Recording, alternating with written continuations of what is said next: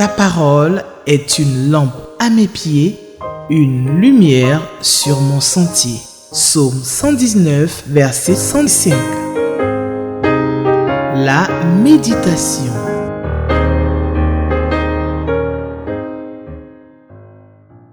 Téléspectateurs d'Espérance TV, je vous salue dans le merveilleux nom de Christ Jésus, notre Sauveur et notre Seigneur.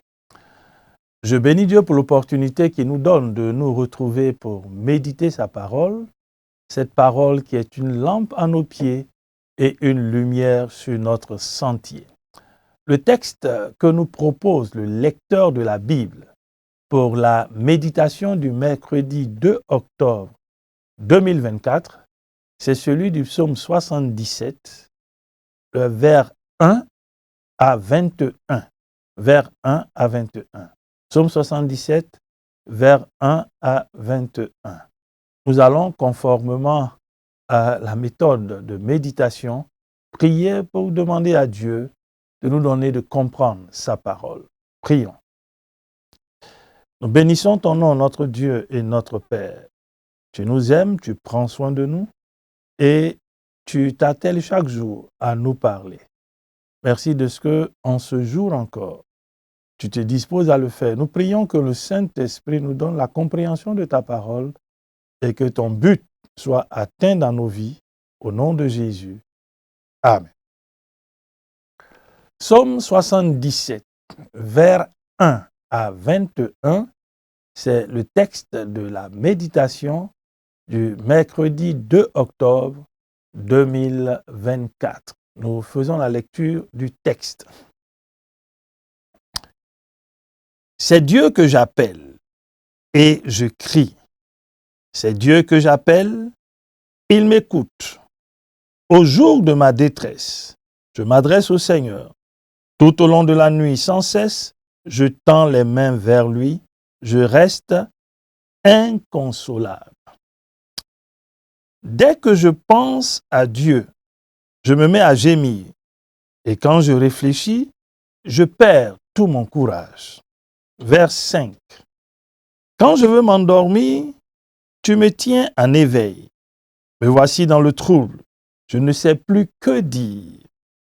Je songe aux jours passés, aux années d'autrefois. J'évoque mes cantiques au milieu de la nuit.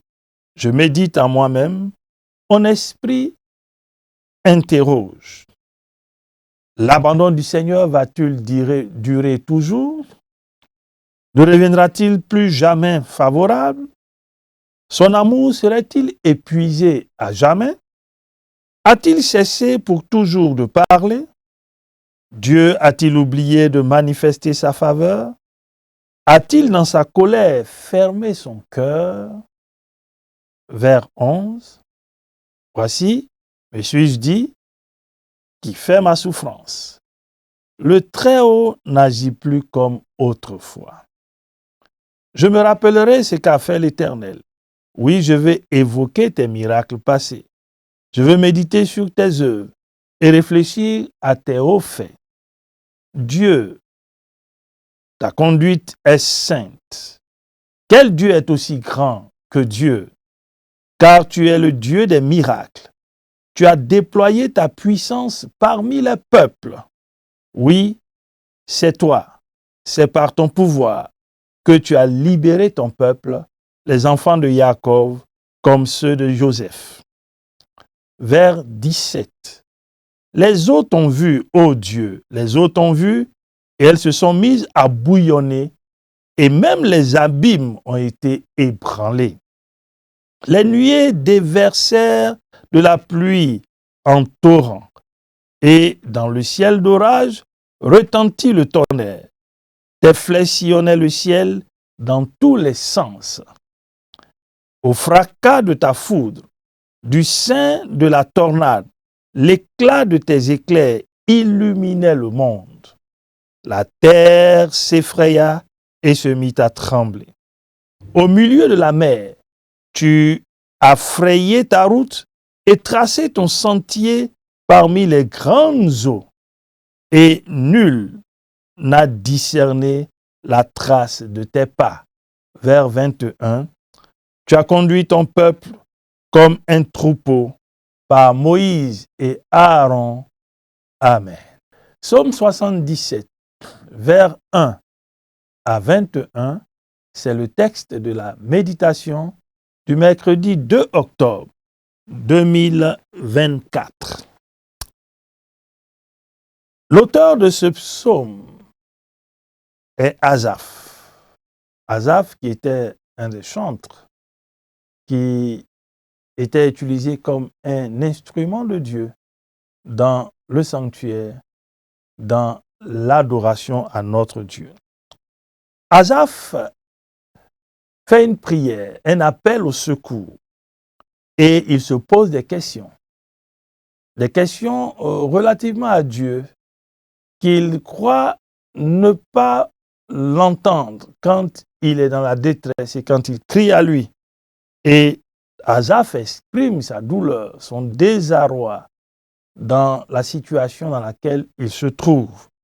C'est donc fort de cette situation que Asaph, ayant fait une expérience heureuse, parce qu'à la fin, il le dit, il est capable donc de témoigner.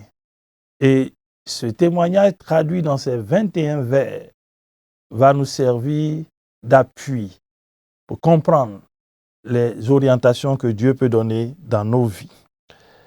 Du vers 2, dans la version Semeur que j'ai lue, jusqu'au vers 7, Asaph est dans une situation assez compliquée. Il se demande bien si Dieu écoute. Mais il le dit avec force. C'est Dieu que j'appelle et je crie. C'est Dieu que j'appelle et il écoute. Au jour de ma détresse, je m'adresse au Seigneur. Tout au long de la nuit, dit-il, sans cesse, je tends les mains vers lui. Et à suite, je reste inconsolable. Asaph a la bonne attitude de se tourner vers Dieu, de crier à Dieu, de porter ses regards sur le Seigneur, de s'adresser au Seigneur dans ces situations, dans les difficultés qu'il traverse. C'est un exemple à suivre, chers téléspectateurs, chers amis, chers frères, chères sœurs. C'est un exemple à suivre que de se tourner vers le Seigneur. Quelles que soient les situations que nous pouvons traverser, nos regards doivent se tourner vers lui. Asaph l'a compris et c'est à Dieu qu'il crie, c'est Dieu qu'il appelle, c'est à Dieu qu'il s'adresse. Il ne cesse de crier à lui.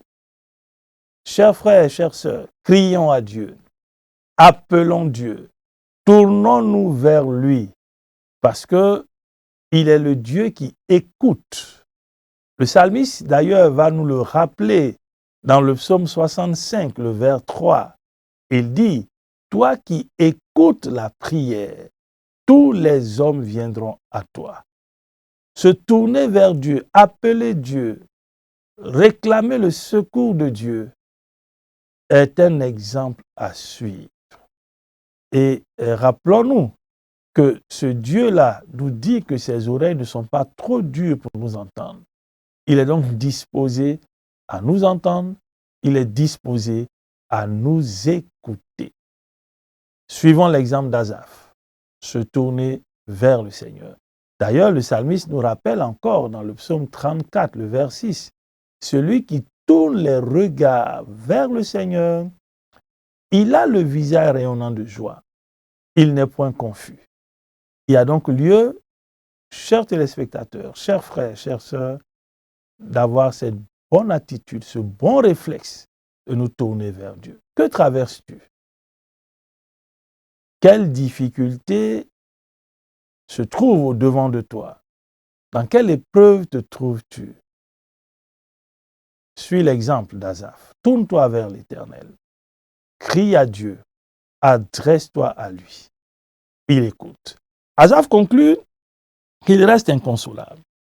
Et il rappelle que ses efforts, ses attentes semblent être déçus parce qu'il n'a pas de retour de Dieu.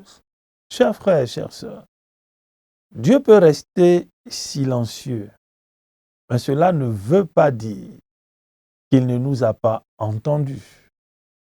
Il est Dieu et il sait ce qui est bon pour nous. Il sait à quel moment agir. Asaph est dans une situation éprouvante, au point où il dit et il rappelle au vers 6, il songe aux jours passés, aux années passées. Il évoque des cantiques au milieu de la nuit. Il médite en lui-même. Et dans cette situation de recherche, dans cette situation d'appel au secours, Asaph garde une attitude qui devrait être pour nous encore un exemple, un autre exemple à suivre. Il le dit. Il dit, bien sûr que quand il est dans le trouble, il ne sait plus que dire, mais il évoque des cantiques au milieu de la nuit. Il évoque des cantiques. Chers frères, chères sœurs, habituons-nous aussi à célébrer Dieu, à louer Dieu, à l'adorer, même quand tout semble aller mal. Mais même quand tout au-devant de nous nous montre que nous n'avons pas d'issue en tant qu'hommes, n'oublions pas d'adorer le grand Dieu de l'univers. Et Asaph va se poser des questions fondamentales dans cette situation. Et examinons chaque question d'Asaph. Il y en avait au moins 7. L'abandon du Seigneur va-t-il durer toujours? Il se sent abandonné. Or, nous savons que Dieu n'abandonne pas ses enfants. C'est un sentiment qu'il a parce qu'il n'a pas de réponse. Il ne voit pas apparemment le secours de l'Éternel. Peut-être te poses-tu aussi cette question. Peut-être te dis-tu que Dieu t'a abandonné. Tu l'appelles, tu cries à lui, tu ne vois rien arriver. Asaph s'est posé ces questions. Ne reviendra-t-il plus jamais favorable? Asaph sait que Dieu lui a été déjà favorable.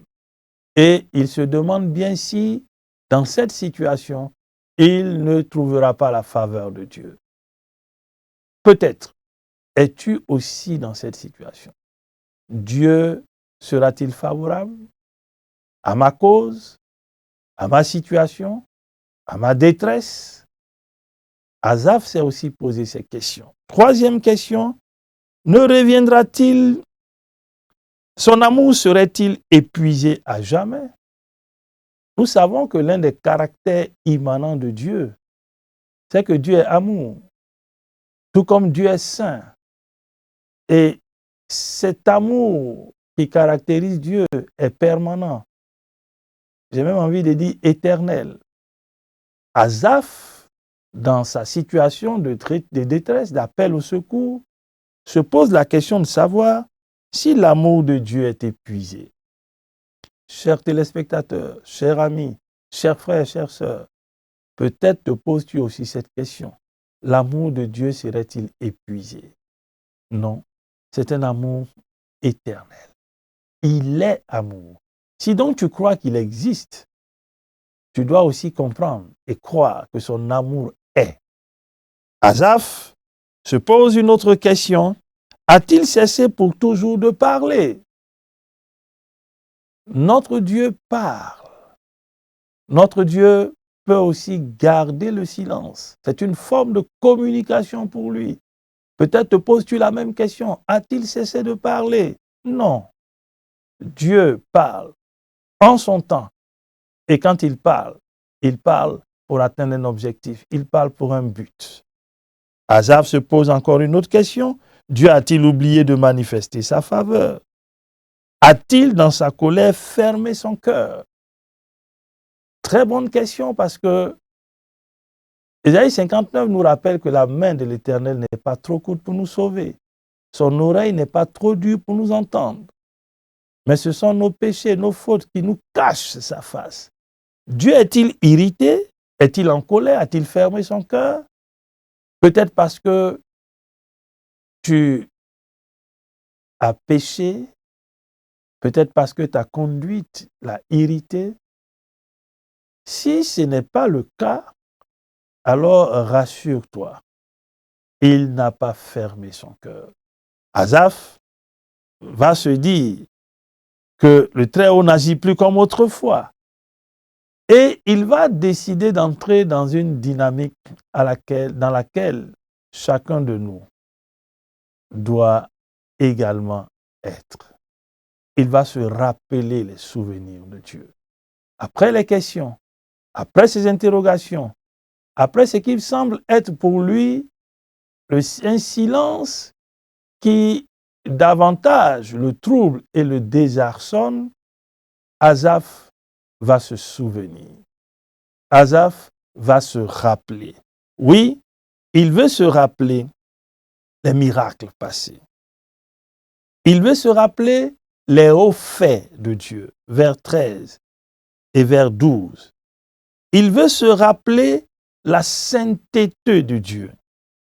Il veut se rappeler que Dieu n'est pas comparable. Il n'a pas de comparable. Il veut se rappeler que le Dieu à qui il s'adresse est le Dieu des miracles, parce que il l'a vu à l'œuvre. Il a entendu ses exploits. Chers frères, chères sœurs, que sais-tu de Dieu? Que dit la parole de Dieu sur lui-même? Il est le Dieu des miracles. Il est le Dieu tout-puissant. Il est le Dieu saint. Il est le Dieu qui n'a pas de comparable. D'ailleurs, Ésaïe nous le rappelle dans Ésaïe 40, et c'est Dieu qui parle. À qui me comparez-vous? Et Ésaïe nous montre que notre Dieu, ce Dieu dont nous parlons, il habite au-dessus du cercle de la terre, dont les habitants sont comme des sauterelles. Il s'enveloppe des cieux comme d'une étoffe. À qui me comparez-vous? Cher frère, à qui compares-tu Dieu? Il n'est pas un homme. Il est Dieu. Et même les faux dieux s'inclinent devant lui. Asaph veut se rappeler cela. Et au vers 16, il va apporter une conclusion merveilleuse. Oui, c'est toi, c'est par ton pouvoir que tu as libéré ton peuple, les enfants de Jacob, comme ceux de Joseph. Que sais-tu de Dieu? Que sais-tu de Dieu? Asaph se souvient que dans l'histoire du peuple d'Israël, ce Dieu à qui il s'adresse a déjà prouvé que rien ne pouvait lui être impossible.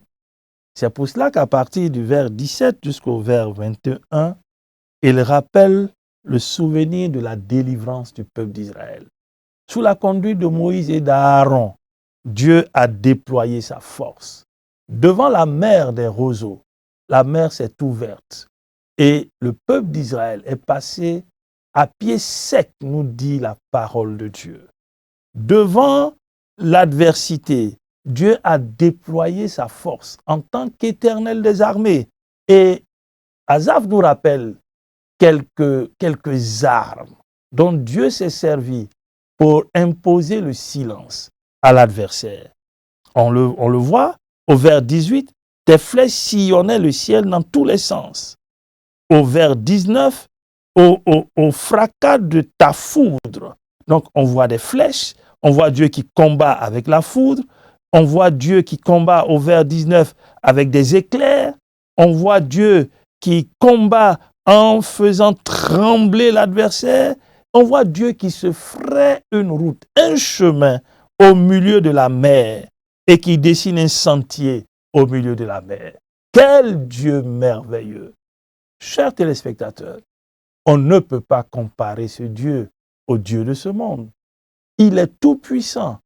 Et quand il a déployé sa force pour ouvrir la mer, si nous nous souvenons de cette histoire dans le livre d'Exode, la Bible nous dit que toute la nuit, alors que Dieu dit à Moïse de lever son bâton, le vent d'Orient a soufflé, la mer s'est ouverte, le peuple d'Israël a marché.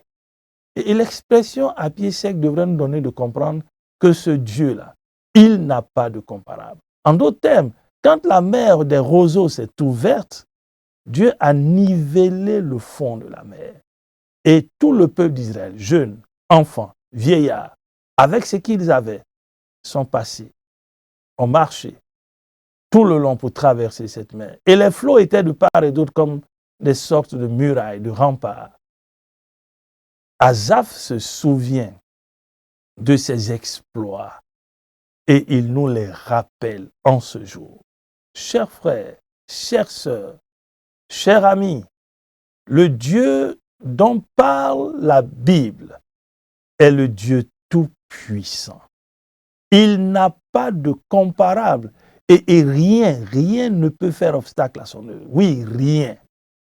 Quelle que soit la nature de l'obstacle au devant de toi ou même dans ta vie, ce Dieu dont parle Asaph en ce jour veut nous rappeler que rien ne peut faire obstacle à son œuvre. Quand il se lève, la Bible dit dans Nombre 10, 35, ses ennemis se dispersent.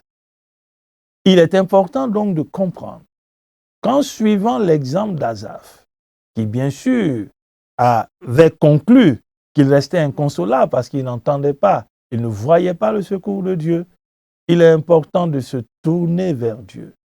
Il est important de crier à lui. Il est important de célébrer son nom, même dans les situations les plus difficiles, au milieu des épreuves, parce qu'il est là, il entend. Assurons-nous que rien en nous ne fait obstacle à son œuvre, et que rien en nous n'irrite Dieu, dans notre façon de penser, dans notre conduite, dans nos actes. Et puis, souvenons-nous. Souvenons-nous. Dieu aimait bien rappeler au peuple d'Israël, souviens-toi, souviens-toi. Parce que le souvenir de Dieu peut nous ramener à l'assurance, la quiétude. Il ne change pas. Le même Dieu qui a déployé sa force pour délivrer Israël de l'Égypte, sous la conduite d'Aaron et de Moïse, ce même Dieu-là, il n'a pas changé. Il est capable de te délivrer. Il est capable de te sortir de ces situations qui t'enlacent, de ces eaux qui te submergent, du feu qui est en train de brûler autour de toi. Il est capable d'éteindre ce feu, de te délivrer de ces eaux pour que tu le glorifies. Et on découvre qu'il s'est servi d'Aaron et de Moïse. Tu peux être aussi un instrument entre les mains de Dieu, en l'écoutant, en suivant ses instructions, pour que des personnes autour de toi, là où tu es, là où tu habites, là où tu exerces, là où tu suis une formation, tu peux être l'instrument par lequel Dieu peut aussi délivrer des vies, sauver des vies, pour qu'à l'unisson, tous puissent dire, il est incomparable, à lui rien n'est impossible. Qu'allons-nous retenir pour notre prière? Nous allons bénir notre Dieu, parce qu'il ne reste pas indifférent. Son silence est un message. Et il est celui qui fait des exploits. Père, merci pour ta parole. Merci parce que, à l'image d'Asaph, nous voulons aussi avoir le réflexe de tourner nos regards vers toi, de t'appeler au secours quand nous sommes dans la détresse. À l'image d'Asaph, donne-nous de ne pas perdre de vue que nous devons persévérer, bénir ton nom, célébrer ton nom et nous assurer que rien en nous ne fait obstacle à ton œuvre. À l'image d'Asaph, donne-nous de nous souvenir de qui tu es, de ce que tu as fait et de savoir que tu es le même. Ta puissance dépasse toute autre puissance. Tu es tout puissant et tu es inégalable et incomparable. Donne-nous de nous souvenir de cela et de marcher confiant parce que, assurément, la délivrance vient de toi. À toi la gloire, toi notre Dieu, au nom de Jésus-Christ. Amen. Merci, chers téléspectateurs, pour votre écoute. Nous nous retrouverons bientôt. Shalom. Ta parole est une lampe à mes pieds, une lumière sur mon sentier. Psaume 119, verset 105. La méditation.